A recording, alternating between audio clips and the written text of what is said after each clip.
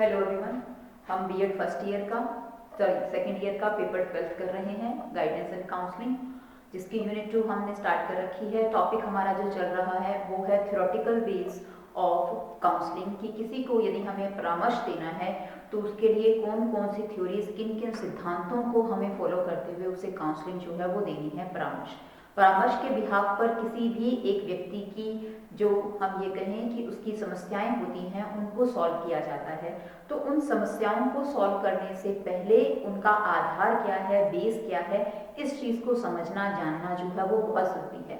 Previous lecture तक हमने इसके अंदर जो साइकोलॉजिकल थ्योरी है, बेस है, कॉग्निटिव थ्योरी है, उसके साथ साथ ह्यूमनिस्टिक थ्योरी है, ह्यूमनिस्टिक के साथ साथ बिहेवियर थ्योरीज जो हैं उनको करा कि बिहेवियर एस्पेक्ट्स को देखते हुए जो लर्निंग कोई भी पर्सन करता है तो उसमें किस तरह की प्रॉब्लम वो फेस करता है, उन प्रॉब्लम को कैसे जो है कौन से काउंसलिंग प्रोसेस के बिहाफ पर या किस मेथड से जो है हम चेंज कर सकते हैं, प्रॉब्लम को सॉल्व कर सकते हैं, ये चीज डिस्कस करी। उसके साथ साथ हमने ह्यूमनिस्टिक देखा कि ह्यूमन एग्जिस्टेंशियलिज्म की थ्योरी हमने देखी, जिसके अंदर हमने कहा कि एक रिलेशनशिप, दो पर्सन के बीच के रिलेशनशिप को अगर हमें इंप्रूव करना है, उसकी कैपेबिलिटीज को अगर हमें बूस्टअप करना है, जिसका मेन एम ही क्या है कि that is psychological development and the psychological maturity. किसी भी व्यक्ति के अंदर परिपक्वता लानी है तो उसमें कौन कौन से बेसिक कैरेक्टरिस्टिक्स होती हैं और किस तरह से उनको जो है वो काउंसलिंग प्रोवाइड की जानी चाहिए कि उन पर्टिकुलर पर्सन की किसी भी तरह की जो समस्याएं हैं वो सॉल्व हो सके। उसके साथ साथ हमने कुछ साइकोलॉजिकल बेसिस देखे और कुछ कॉग्निटिव थ्योरी के बिहाफ पर हमने देखा कि किस तरह से उसे काउंसलिंग देनी है अगर उसके इंटेलेक्चुअल एस्पेक्ट्स के बिहाफ पर या उसके संज्ञान जो है, ज्ञान जो है, उसमें अगर किसी तरह की समस्या वो फेस कर रहा है तो कैसी समस्याएं होती हैं और उनको किस तरह से जो है वो सॉल्व किया जाता है। आज के इस लेक्चर में जो हम थ्योरी डिस्कस करेंगे वो है हमारे पास मॉडर्न थ्योरीज।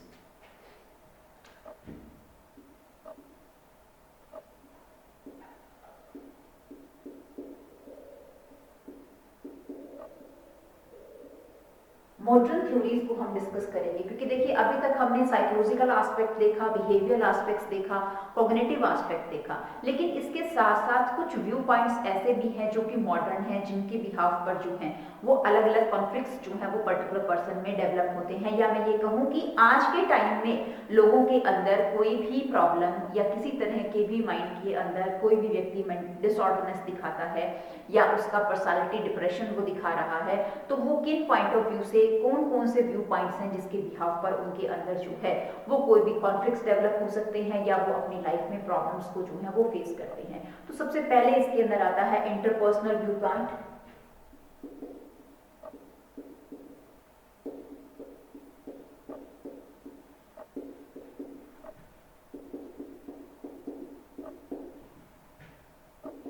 सेकेंड आता है इसके अंदर that is socio culture view point.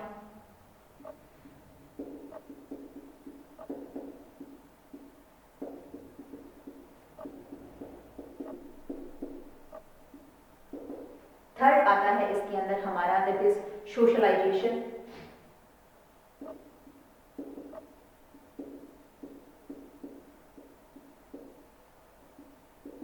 Fourth है इसके अंदर that is disintegration, social disintegration.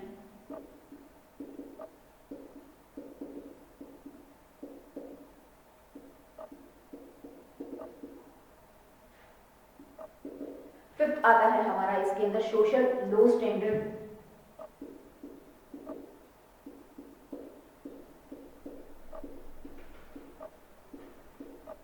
Next आता है इसके अंदर that is economic depression.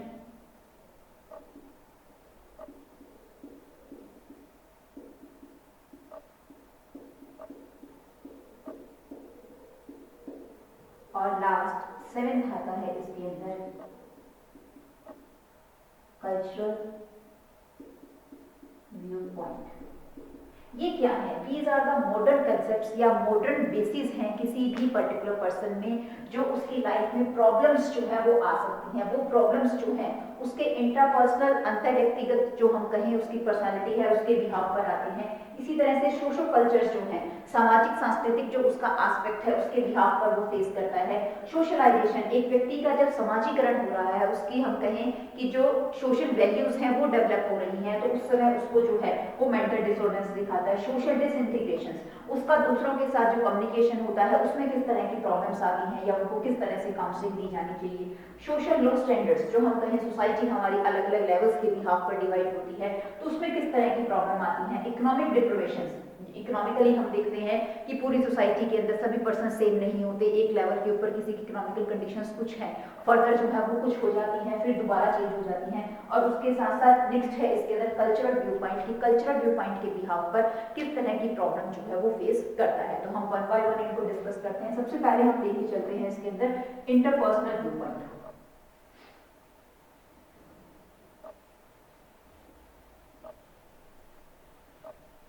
Interpersonal view point के बिहाफ पर वो क्या कहना चाहता है कि इंटरपर्सनल व्यू पॉइंट में हम क्या देखते हैं कि जो हमारे कुछ इसके अंदर साइकोलॉजिस्ट थे, एरिस्टन थे, जैसे एल्डर थे, उन्होंने बताया कि कोई भी एक इंडिविजुअल पर्सन है और इंडिविजुअल पर्सन जो है अगर उसके थॉट क्या है, रिजिड है, यानी कि उसकी सोच क्या है, संकीर्ण है, अगर उसकी हम ये देखते हैं that is rigid social thoughts, अगर उसके विचारों का जो हम कहें कि जो उसकी थिंकिंग है वो कहीं ना कहीं क्या है, सोशल थॉट्स थिंकिंग जो है वो बहुत ज्यादा संकीर्ण है, उसके साथ साथ हम कहें कि वो व्यक्ति जो है वो इंटरपर्सनल होने के साथ साथ वो क्या दिखाता है, लेस इंटरेक्शन है, वो लोगों के साथ क्या कर रहा है, लेस इंटरेक्शन कर रहा है, बातचीत जो है वो बहुत कम करता है, लोगों के साथ बहुत कम खुलता है। अब पर्सनालिटी एस्पेक्ट्स के बिहाफ पर देखते हैं कि अगर हम पर्सनालिटी को देखते हैं तो जो पर्सनालिटी है वो क्या होती है, मेजरली दो टाइप की है। अगर हम पर्सनालिटी को लेते हैं, एक होती है इंटरपर्सनल और एक होती है हमारी इंट्रापर्सनल। तो यहाँ पर हम एस्पेक्ट्स जो है वो किसके बिहाफ पर देख रहे हैं, इंटरपर्सनल एस्पेक्ट्स दिखा रहे हैं कि व्यक्ति जब दूसरों के साथ बातचीत कर रहा है तो उसके बातचीत में अगर उसकी थॉट थिंकिंग जो है वो किस तरह की है, संकीर्ण सोच है, वो अभी तक जो है वो अपने विचारों को अच्छे तरीके से डेवलप नहीं कर चुका है, या मैं ये कहूँ कि जो नई नई चीजें या नए नए जो समाज के अंदर परिवर्तन आ रहे हैं उन परिवर्तनों को उसने एक्सेप्ट नहीं किया है, मीन्स वो खुद तो डेवलप हो गया लेकिन उसके सोशल थॉट्स अभी तक क्या है, हो चुके हैं, उसके साथ साथ वो लोगों से इंटरेक्शन जो है वो क्या करता है, लेस इंटरेक्शन जो है वो दिखाता है। तो इस तरह से पर्टिकुलर पर्सन से कम्युनिकेट ना करके, अपनी बातों को शेयर ना करके, अपनी इंफॉर्मेशन को शेयर ना करके, तो इसकी वजह से भी किसी भी पर्सन के अंदर क्या आ सकता है, एबनॉर्मल बिहेवियर जो है वो शो करता है। वो हमें क्या दिखाएगा, उस पर्टिकुलर पर्सन का एबनॉर्मल बिहेवियर डेवलप होगा। उसके साथ साथ हम क्या देखेंगे इसके अंदर, साइकोलॉजिकल डिप्रेशन वो व्यक्ति जो है वो फेस कर सकता है। साइकोलॉजिकल डिप्रेशन हम उसके अंदर देखेंगे, साइकोलॉजिकल डिप्रेशन के साथ साथ अनजस्टिफाइड, वो अपनी लाइफ से ही क्या होगा, अनजस्टिफाइड होगा कि वो उसे जो है वो पता ही नहीं है कि उसे अपनी लाइफ में क्या करना है, क्या उसका एम है। तो इस तरह से वो क्या दिखाएगा हमें, कुछ मेंटल डिसऑर्डरनेस जो है उसके व्यक्ति के अंदर आ सकते हैं। तो इन्हीं मेंटल डिसऑर्डरनेस को हमें सॉल्व जब करना है तो उसके बिहाफ पर हमें काउंसलिंग जब करनी है तो उसके इंटरपर्सनल व्यू पॉइंट्स को ध्यान में रखते हुए उसे काउंसलिंग देनी है, ज्यादा से ज्यादा उसके साथ कम्युनिकेट करना है ताकि वो अपने विचारों को जो है वो संप्रेषित करे, उसके साथ साथ जो उसकी सोच है उसको कहीं ना कहीं बदलने की कोशिश करनी है, उसके साथ एक अच्छा और एक कॉर्डिनल रिलेशनशिप जो है वो बनाकर। तो ये क्या है हमारे पास इंटरपर्सनल। अब हम सेकेंड देखते हैं that is socio culture view point.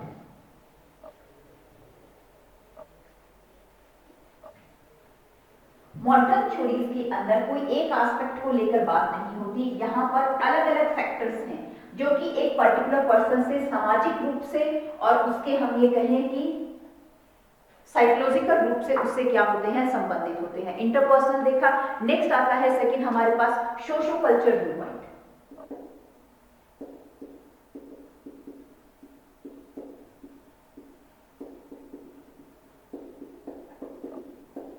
Socio culture view point यानी कि सामाजिक और सांस्कृतिक संदर्भ में कि कोई भी व्यक्ति के अंदर जो सामाजिक और सांस्कृतिक एस्पेक्ट्स के बिहाव पर मेंटल डिसऑर्डरनेस जो है वो किस तरह से आती है।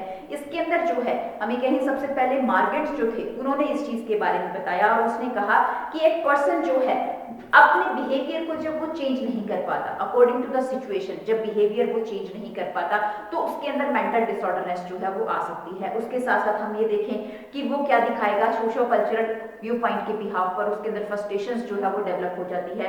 फ्रस्ट्रेशन के साथ साथ हम क्या देखेंगे, वो क्या है, माला एडजस्टमेंट का जो है हम कहें कि शिकार हो जाता है। उसके साथ साथ उसके अंदर आप क्या देखोगे, उसके बिहेवियर में डिप्रेशन जो है वो आ जाएगी, इनकंसिस्टेंसी हमें जो है उसके बिहेवियर में देखने को मिलेगी। ये सब रीजन जो है वो क्यों हो सकते हैं, that is due to the effect of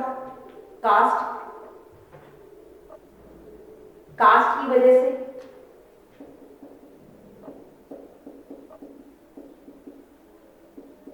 effect of cast कह सकते हैं। एक इफेक्ट ऑफ कास्ट के साथ साथ दैट इज लैक ऑफ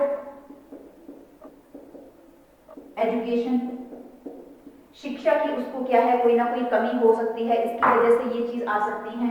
उसके साथ साथ हम क्या ले सकते हैं इसके अंदर, बैकवर्डनेस, पिछड़ी जाति से संबंधित लोग हैं तो यहाँ हम क्या देखेंगे, सोशो कल्चरल एस्पेक्ट्स के बिहाव पर उन व्यक्तियों के अंदर इसके बिहाव पर जो है वो मेंटल डिसऑर्डरनेस आएगा।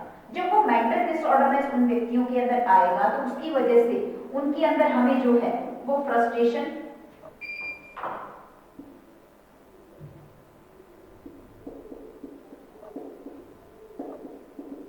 या डिप्रेशन,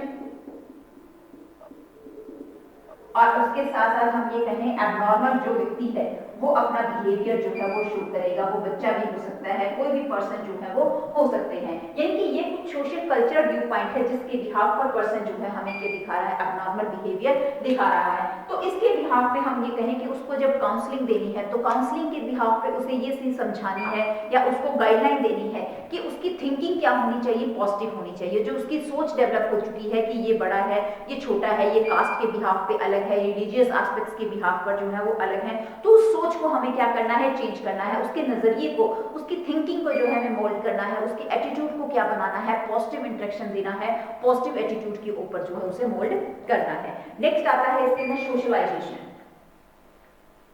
थर्ड व्यू पॉइंट हम देखते हैं हम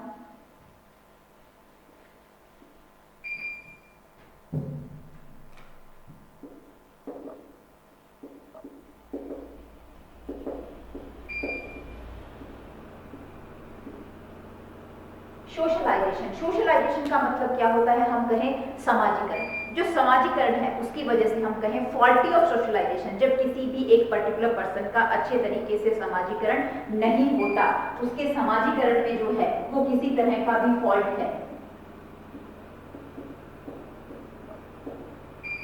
तो वो व्यक्ति आपको क्या दिखाएगा, वो आपको मेंटल हम कहें कि डिसऑर्डरनेस जो है उसके अंदर आ सकता है। इसके साथ साथ कई बार हम क्या देखते हैं कि जो बच्चे हैं वो जो हमारे समाज के मापदंड है, यार्डस्टिक्स हैं, उनको जो है वो प्रॉपर्ली ओबे नहीं कर पाता या फॉलो जो है वो नहीं कर पाता, लर्न जो है वो नहीं कर पाता, तो उसकी वजह से भी मेंटल डिसऑर्डरनेस जो है वो डेवलप होता है। Child not to learn, yardstick of society. समाज के जो हम कहें बहुत सारी थिंकिंग होती है, बहुत सारे मापदंड हैं, उनको वो अच्छे तरीके से जो है इसके अंदर समझ नहीं पाते, फॉलो नहीं कर पाते, तो उसकी वजह से हम क्या देखते हैं, व्यक्तियों के अंदर मेंटल डिसऑर्डरनेस जो है वो आ सकती है। उसके साथ साथ हम कहें रॉन्ग एटीट्यूड ऑफ पेरेंट्स।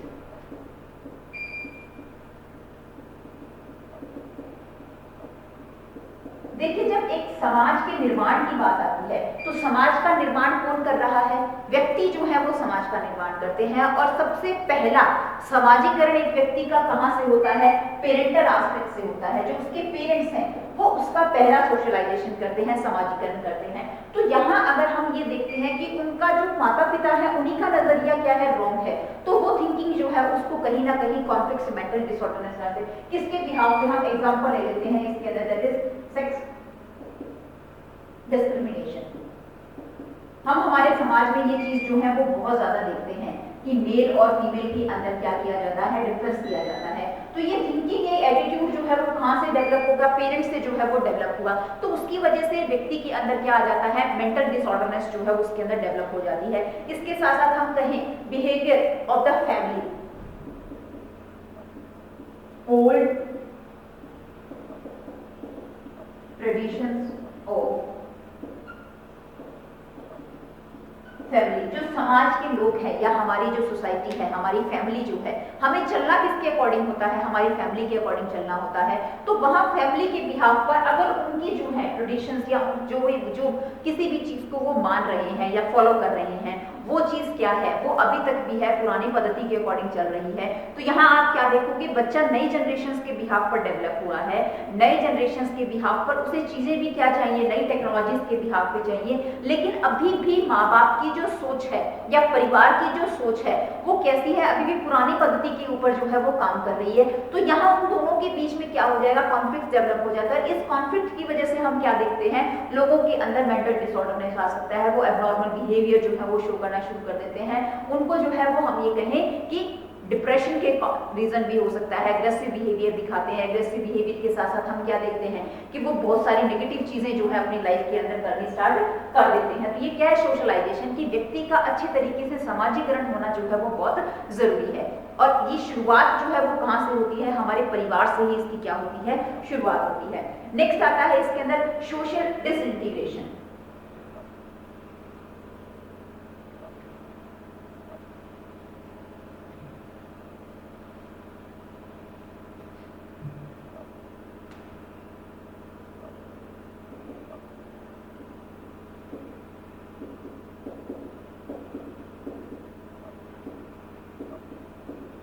हम बात कर रहे हैं सोशल डिसइंटीग्रेशन की।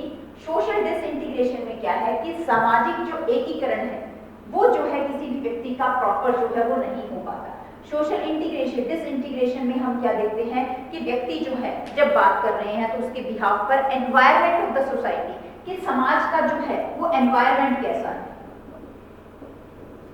प्रीवियस पॉइंट पे हमने देखा कि जो हमारी फैमिली है वो क्या कर रही है, हमारे एक सोशलाइजेशन का काम करती है। लेकिन उसके बाद जिस समुदाय के अंदर, जिस कम्युनिटी, जिस स्टेट के अंदर, या जिस हम ये कहें कि स्ट्रीट से हम बिलोंग कर रहे हैं, वहाँ का एनवायरनमेंट जो है वो कैसा है, वो हमें किस तरह से कहें कि हमारे कैरेक्टर को डेवलपमेंट में हेल्प कर रहा है। हमारे आसपास जैसी चीजें होंगी हम उसी चीज को देखते हुए क्या होते हैं, विकसित होते हैं। जो हमारे आसपास का वातावरण है वो हमारे बिहेवियर को बहुत ज्यादा क्या करता है, डेवलप करता है। उसका इफेक्ट जो है हमारे ऊपर बहुत ज्यादा रहता है। तो हम कहें कि एनवायरनमेंट ऑफ द सोसाइटी, अगर एनवायरनमेंट जो है वो सोफिस्टिकेटेड है, पॉजिटिव है, तो वहां पर लोगों की जो थिंकिंग है, सोच है, वो भी उसी तरह से डेवलप होगी। अगर उनकी सोच या वहां का एनवायरनमेंट जो है वो सोफिस्टिकेटेड नहीं है, संकीर्ण सोच है लोगों की, ब्रॉड कंसेप्ट नहीं है, तो वहां हम क्या देखेंगे, उनके अंदर जो है वो नेगेटिव चीजें जो है उसके अंदर डेवलप होनी शुरू हो जाती है। नेक्स्ट आता है डिक्लाइन इन कैरेक्टर्स।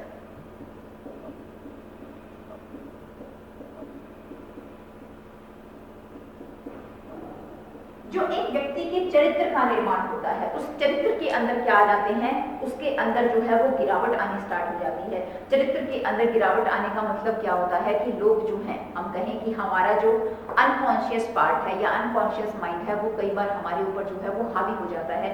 उसकी वजह से जो हमारा कैरेक्टराइजेशन, जो हमारे चरित्रीकरण का निर्माण करता है, चरित्रीकरण का मतलब कि हम किस व्यक्तित्व के जो है वो लोग हैं, हमारी पर्सनैलिटी कैसी है, क्या हमें ये पता है क्या चीज सही है, क्या चीज गलत है। हमें ये पता होने के बाद भी कि ये चीज जो है वो सही है और ये चीज गलत है, गलत का पता होने के बाद भी लोग जो है कई बार जो है वो गलत काम करते हैं। तो वो चीज क्या है, वो उनके कैरेक्टर के अंदर क्या ला देती है, गिरावट जो है वो ला देती है। वहां जो है उसके चरित्र के अंदर बहुत सारे नेगेटिव एस्पेक्ट्स जो है वो आ जाते हैं, यानी कि नेगेटिव थिंकिंग जो है या नेगेटिव वर्क जो है वो व्यक्ति करना स्टार्ट कर देता है।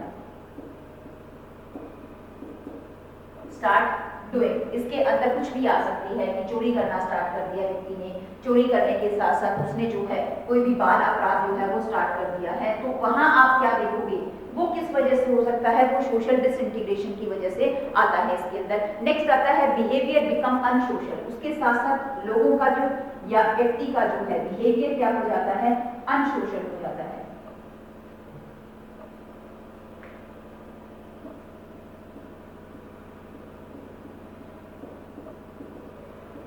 सामाजिक जो हम कहें नीतियां हैं, सामाजिक जो रूल्स हैं, उसके साथ साथ जो पॉलिसीज हैं, एक अच्छे सिटीजनशिप को कौन कौन सी हम कहें कि चीज़ों को फॉलो करना चाहिए, एक अच्छा सिटीजन जो है वो किस तरह से बनता है, उसकी रिस्पॉन्सिबिलिटीज कौन सी हैं, वो उनको फॉलो नहीं करता और वो गलत चीज़ों को करना जो है वो स्टार्ट कर देता है। तो इससे हम क्या देखते हैं, वो मेंटल डिसऑर्डरनेस की वजह से होता है, मेंटल डिप्रेशन उसकी लाइफ में आ जाता है, एबनॉर्मल बिहेवियर जो है वो स्टार्ट कर देता है, जैसे हम कहें कि अपराधी हो जाता है, कोई भी जुर्म करना स्टार्ट कर देता है, किसी को मारना स्टार्ट कर देता है।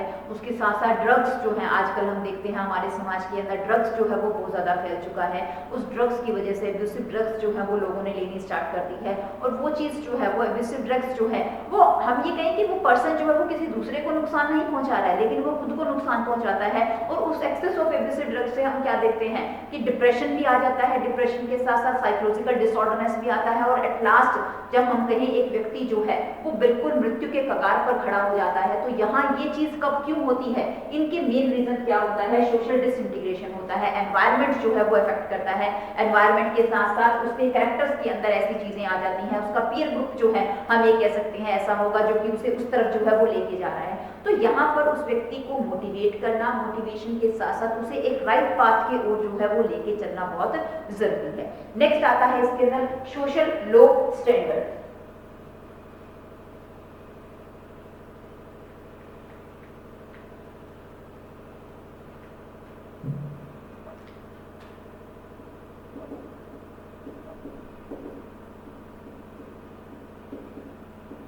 देखिए, सोशल लो स्टैंडर्ड की बात करी जा रही है। सोशल लो स्टैंडर्ड के अंदर क्या आता है कि हम जिस समाज में रहते हैं तो समाज में हर लेवल के लोग रहते हैं, अपर लेवल भी है, लोअर लेवल भी है, कास्टिज्म के बिहाफ पर भी हम हमारे समाज के अंदर इतने ज्यादा जो है हम डिफरेंसेस देखते हैं। और क्या चीज पाई जाती है कि मोस्टली जो है वो क्या आता है कि जो लो लेवल के लोग हैं, लो लेवल के लोग के अंदर जो है वो मेंटल डिसऑर्डरनेस वो होने के रीजन जो है वो क्या होते हैं, ज्यादा होते हैं। उनके अंदर हमें मेंटल डिसऑर्डरनेस जो है वो ज्यादा मिलती है। क्यों मिलती है ज्यादा, क्योंकि जो हम ये कहें कि या तो उनको फैसिलिटीज की रिक्वायरमेंट फुलफिल नहीं हो पाती, फैसिलिटीज के साथ साथ जो बेसिक नीड है उनकी लाइफ की वो प्रॉपर्ली जो है वो फुलफिल नहीं हो पा रही है। उसके साथ साथ हम कहें कि क्लास के बिहाफ पर, कास्ट के बिहाफ पर उनको क्या है, डिस्क्रिमिनेशन जो है वो देखना पड़ता है। इतनी ज्यादा हम कहें कि रूढ़िवादिता हमारे समाज के अंदर, स्टीरियोटाइप थिंकिंग है लोगों की कि जो उन्हें जो है वो किसी भी मेंटल डिसऑर्डरनेस की ओर जो है वो बढ़ावा दे देता है। तो उस चीज को देखते हुए उन्हें जब काउंसलिंग देनी है तो उनकी इन चीजों को जो है वो खत्म करना है, लोगों को जो है वो ज्यादा से ज्यादा अवेयर करना है, क्लासलेस सोसाइटी के बिहाफ पर उन्हें अवेयर करना है, रिलीजियस के बिहाफ पर, रिलीजन के बिहाफ पर हम देखते हैं कि हमारे समाज के अंदर बहुत ज्यादा जो है लोगों के अंदर आपसी जो है वो लड़ाई झगड़े होते हैं, और ये चीज जो है वो लोगों के अंदर मेंटल डिसऑर्डरनेस या डिप्रेशन का जो है वो रीजन हो सकता है। नेक्स्ट आता है इसके अंदर इकोनॉमिक डिप्रेशन या इकोनॉमिक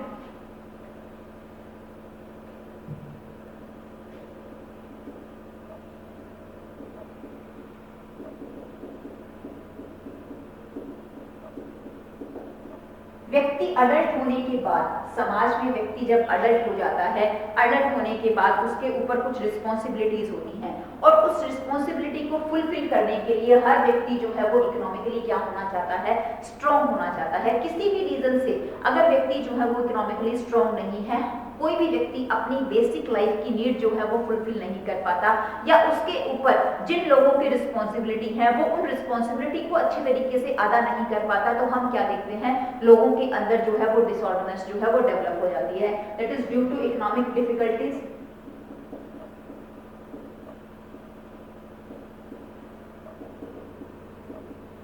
इस वजह से लोगों के अंदर जो है वो मेंटल डिसऑर्डरनेस आने के रीजन जो है वो हो सकते हैं। उसके साथ साथ हम देखते हैं लैक ऑफ फंड,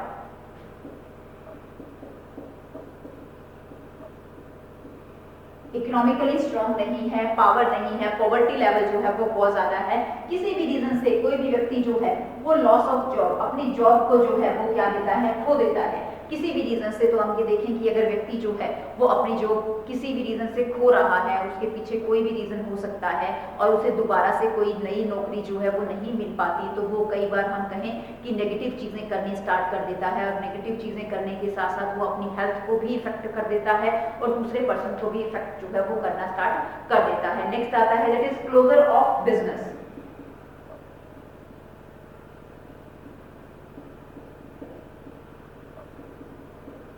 भी व्यक्ति का कोई भी व्यवसाय है उसको जो एकदम उसके अंदर हम कहें किसी भी तरह की डिक्लाइन आ जाता है, घाटा लग जाता है, बंद हो जाता है, तो वो भी रीजन हो सकते हैं कि उसके अंदर डिप्रेशन या मेंटल डिसऑर्डरनेस जो है वो आ सकती है। नेक्स्ट आता है हमारा cultural view point.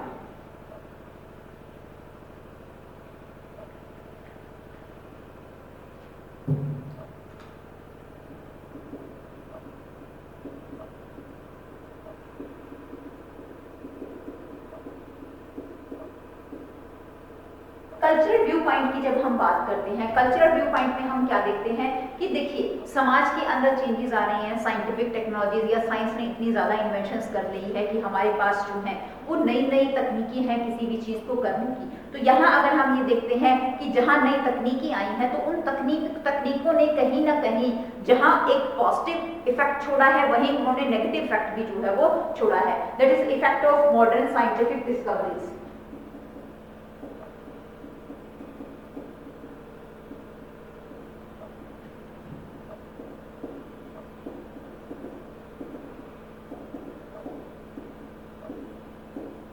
Scientific discoveries, हमारी लाइफ आज के टाइम टोटली जो है वो इन साइंटिफिक इन्वेंशंस के ऊपर बेस्ड हो चुकी है। हम सुबह उठने से लेकर रात तक जो है हर वक्त इस टाइम के ऊपर या इस बिहाफ पर करते हैं। आज की आप जनरेशन को अगर देखिए तो पहले के जनरेशन के पास फोन नाम की कोई चीज नहीं होती थी, वो मोबाइल फोन को जानते ही नहीं थे, स्मार्टफोन होते क्या है। लेकिन आज एक छोटा सा बच्चा जो है वो जब यह 2 या 3 साल का हो जाता है तो अगर उसे खाना भी खिलाना है तो मदर या फादर जो है पेरेंट किस चीज का सहारा ले रहे हैं, वो मोबाइल फोन का। तो वो जो इन्वेंशंस हैं या डिस्कवरीज हैं वो कहाँ उसको यूटिलाइज हो रही हैं, वो उस चीज का आदी हो जाता है और आदी होने की वजह से वो जो है उसकी लाइफ पे नेगेटिव एस्पेक्ट्स जो है वो डालता है। वो उसकी हेल्थ इशू के अंदर हम कहें कि डिसऑर्डरनेस जो है वो आ जाती है। हेल्थ के साथ साथ हम कहें साइकोलॉजिकल डिसऑर्डरनेस भी उस व्यक्ति के अंदर आ जाती है। जो एक मैच्योरिटी एक व्यक्ति ने गेन करनी है वो कहीं ना कहीं पहले ही इसके अंदर प्री मैच्योर होना जो है वो स्टार्ट कर देते हैं। तो साइंटिफिक जो डिस्कवरीज हैं वो कहीं ना कहीं जो है वो रीजन है किसी के अंदर भी मेंटल डिसऑर्डरनेस आने की। उसके साथ हम कहते हैं नो एक्सेप्टेड कल्चरल चेंज।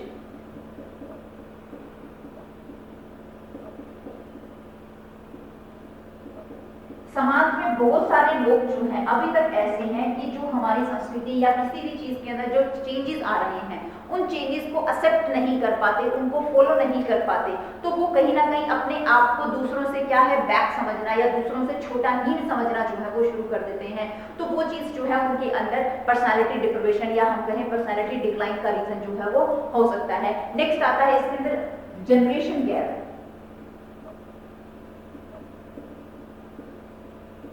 आप ये देखिए जनरेशन गैप जो है वो लोगों के अंदर डेवलप हो चुका है। एक पीढ़ी और दूसरी पीढ़ी के अंदर गैप जो है वो होता है।